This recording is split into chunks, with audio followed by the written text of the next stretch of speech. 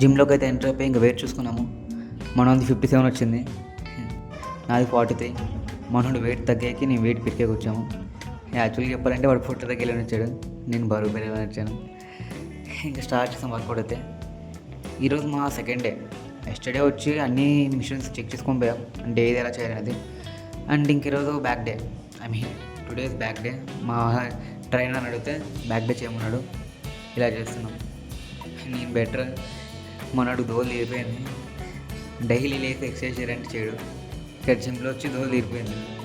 అది లాస్ట్లో చూపిస్తుంది ఏమైందనేది. ఓకేనా, డైలీ 9:30, 10 వరకు పడుకునేవాడు. ఇప్పుడు ఎర్లీ మార్నింగ్ 6కి లేచి రెడీ అయ్యి నాతో పాటు జిమ్కి వస్తున్నాడు. స్టార్టింగ్లో నేను జిమ్ చేసే టైంలో నన్ను చూసి కామెంట్ చేసేవాడు. నేను పుల్అప్స్ పుషప్స్ చేస్తుంటే నేను అడిగేవాడిని, రారా ఎక్సర్సైజ్ చేద్దామంటే, నేను చేయనక్కర్లేదు, నా బాడీ ఫిట్గా ఉంది, నాది జిమ్ బాడీ అని నన్నే కామెంట్ చేసేవాడు. ఇప్పుడు చూస్తే ఏ ఎక్సర్సైజ్ చేస్తే పొట్ట ఫాస్ట్గా తగ్గుతుందని నన్నే అడుగుతున్నాడు.